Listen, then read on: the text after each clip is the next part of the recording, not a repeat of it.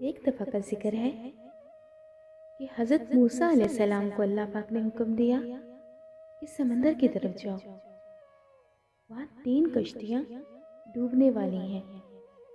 حضرت موسیٰ علیہ السلام فوری حکم الہی کی تکمیل کرتے ہوئے سمندر کی جانب چلے گئے۔ ساحل پہ سکون تھا۔ بہت دور سے ایک کشتی آتی دکھائی دی جو آہستہ آہستہ ان کی طرف بڑھ رہی تھی۔ ابھی وہ کنارے سے کچھ ہی فاصلے پہ تھی کہ حضرت موسیٰ علیہ السلام نے آواز دی کہ اے کشتی والو، اللہ کا حکم آنے والا ہے، ہوشیار رہنا۔ انہوں نے جواب دیا، آپ جانتے ہیں اللہ کے حکم کو کوئی ٹال نہیں سکتا، ہم تو اس کے بندے ہیں جو حکم الہی کے پابند ہیں۔ کشتی والے ابھی یہ بات کر ہی رہے تھے کہ اچانک ایک موج اٹھی اور کشتی ڈوب گئی۔ سوار اپنے آپ کو بچانے کی کوشش کرنے لگے۔ اتنے میں ایک اور زبردست موج آئی اور کشتی کو اپنے ساتھ بہا کے سمندر کی تہہ میں لے گئی۔ تھوڑی دیر میں ایک اور کشتی آتی نظر آئی تو حضرت موسیٰ علیہ السلام نے انہیں بھی خبردار کیا اور کہا کہ دیکھو ذرا محتاط ہو کر آنا۔ انہوں نے بھی پہلے والوں کی طرح جواب دیا کہ جو کچھ ہونا ہے ہو کے رہے گا، اور کشتی کو کنارے کی طرف لاتے رہے۔ ساحل کے قریب آتے آتے یہ کشتی بھی ڈوب گئی۔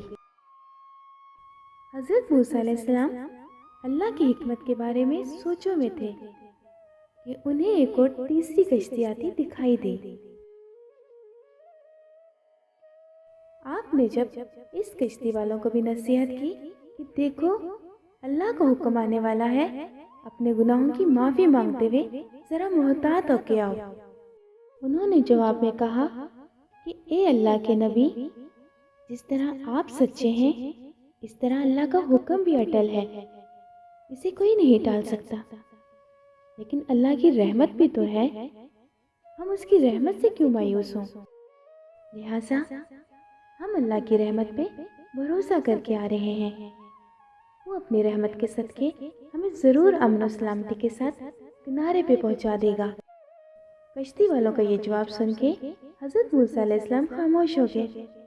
جب کشتی بحفاظت کنارے آ گئی تو اللہ کے پیغمبر سوچنے لگے کہ اللہ نے 3 کشتیاں ڈبونے کا فرمایا تھا، 2 تو ڈوب گئیں، لیکن تیسری سلامتی کے ساتھ کنارے پہ آ گئی، یہ کیسے بچ گئی؟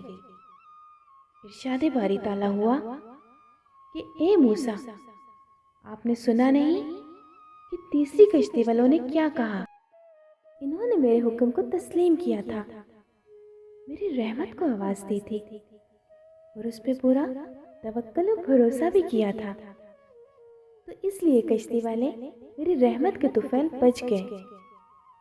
جو بھی میری رحمت کے دروازے پہ آ کر صدا دیتا ہے، میں اسے ناامید نہیں کرتا۔ اے اللہ، ہمیں ہر حال میں توکل کی نعمت عطا کر۔ بے شک جس نے تیرے سوا کسی پہ بھروسہ کیا وہ ناکام ہوا۔